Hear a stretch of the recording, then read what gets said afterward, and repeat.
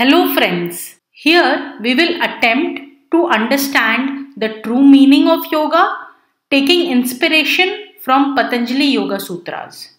So let us start delving in the details by naming a few so-called popular aspects of yoga.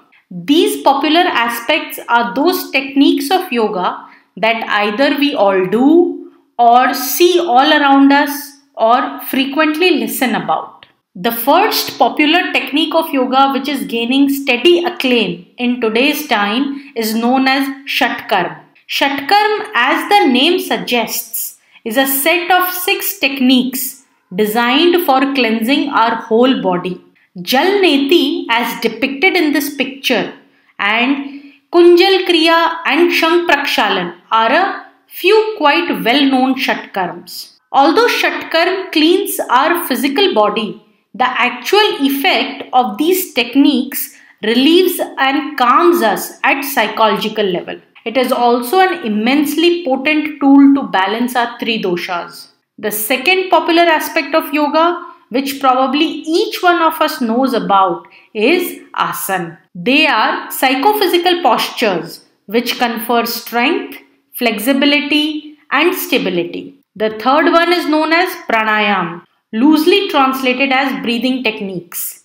It regulates our breath and balances our sympathetic and parasympathetic nervous system, which primarily enables us to cope with stressful situations and then restore our normal state.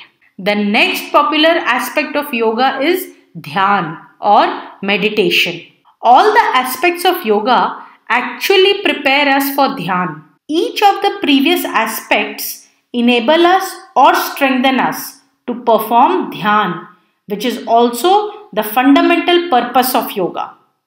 It is only a very later development that yoga became popular for its health benefits. Speaking of dhyan, I would like to emphasize that be it of any kind, fundamentally every dhyan technique requires 2 things. One is to sit still and the second is to focus on anything positive.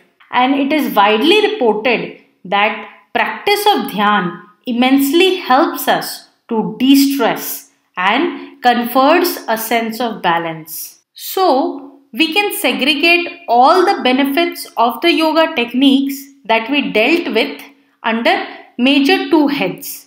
That is the physical well-being, which is primarily achieved by Shatkarma and Asana, and mental well-being, which is achieved by pranayama and dhyan.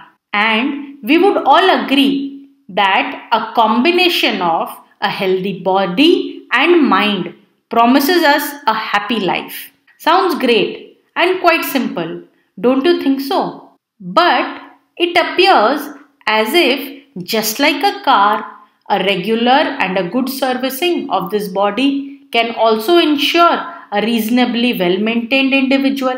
So does that mean a human body is just a machine and yoga is just about maintenance of this machine? Now it is in this context our tradition and yoga says, no, we are not just body and mind.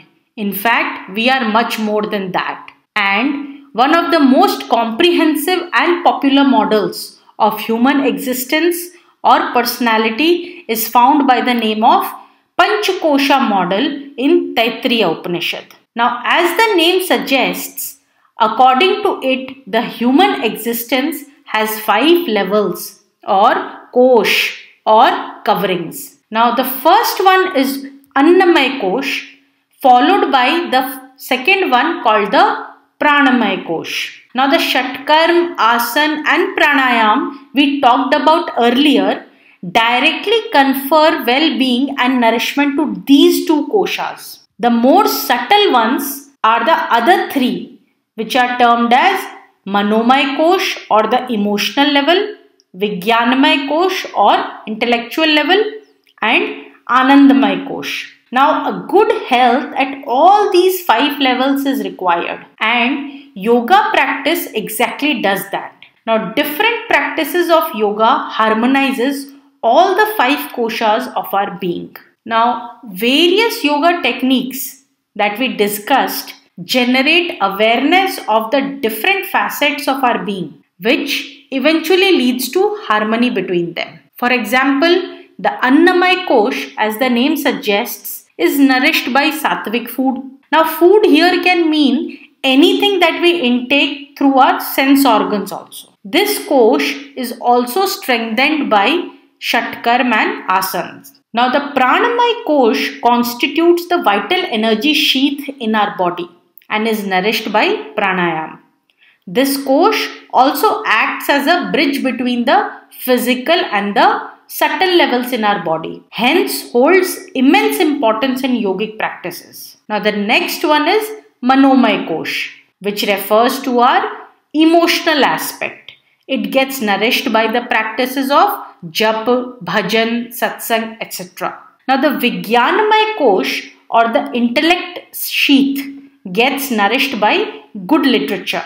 And the subtlest of all is called the Anandamaya Kosh, which consists of just Anand or pure bliss and encapsulates our true self. But due to the thick covering of the other four kosh, one is unable to identify it.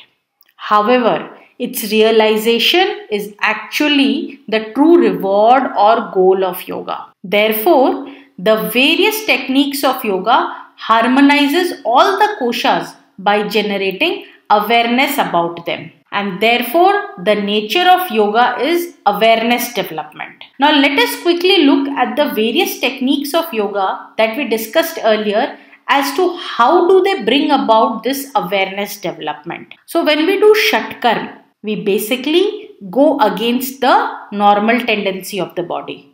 For example, in the Jalaneti Kriya, allowing water to pass through the nose is met with both resistance at the physical as well as the mental level. But overcoming this resistance actually leads to a successful practice. And after a successful Shatkarma practice, many of us would feel unusually light and fresh like never before. And this contributes towards the awareness development of that part or function of the body. Now, in case of asana, one strives to achieve a required posture, which might require either twisting or bending. And during this, it is very common to feel an urge to come back from the required posture to a more relaxed one or to our comfort zone. But when we actually go against this comfort zone, we begin to feel a certain part of our body or become aware of it, unlike before the practice. Similarly, in the case of pranayama, there is an effort to regulate the breath, and this effort generates awareness towards such taken for granted action called breathing. And also, while trying to do dhyan, one tries to sit still and focus. So we clearly see that in each of these techniques of yoga, there is an effort or striving which can be addressed as control, which means there is a sense of discipline or a hold that is required, either on our involuntary actions or on our body or on our thoughts. Now, what does this control do? What will happen by this control? How does it contribute towards the result of yoga? Now, this control that we talk about is intertwined with the awareness generation, and they both, in some sense, contribute towards the true meaning of yoga. Now, let us understand this concept by an example. Now, consider ourselves farming on a piece of land. Now, to get a harvest of our choice, we need to remove the undesired weeds and clean the land, and then sow the seeds for which we want the harvest. So here, consider that land as the area where our thoughts come and go, the seeds that we plant as our thoughts, and the removal of weeds and the cleaning done as the control. Now, all these three factors put together gets us to the harvest of our choice. And this concept is exactly what is being conveyed by Patanjali in the second Yoga Sutra, where he defines yoga and says, Yogash Chitta Vritti Nirodha. This simple sutra is made up of just 4 words. Yogaha is the yoga that we are talking about. Chitta, it is the substratum which generates our thoughts. That is the level where our thoughts come and go. Vritti refers to our thoughts, and Nirodha is the control that we are talking about. Now, all the awareness development that we did was to generate this control. Control for what? It is to reap the harvest that we desire by controlling the removal of unwanted thoughts, to go away from our comfort zone to get a desired output or harvest. Now, in case of an asana, we need to develop an awareness about the body or its required part and control our tendency to get into our comfort zone to reap the harvest of performing that asana correctly. Now, this is the nature of yoga, that awareness development generates control, which leads to the harvest of a desired state. And this theory is actually encapsulated in the Patanjali's second Yoga Sutra, which says yoga is the control of the changing states of the mind, और चित्त की वृत्तियों का निरोध योग है. Therefore, in conclusion, I would like to summarize as the true nature of yoga, which includes first, to develop an awareness in anything that we do. Second, to generate a form of control or discipline, which leads to reaping the harvest of our choice, which is the third factor. And as said by BKS Iyengar, once you touch a part in you by the practice of yoga, a light will be there, and the more you practice towards it, the brighter and shinier the flame would be. Thank you and stay connected.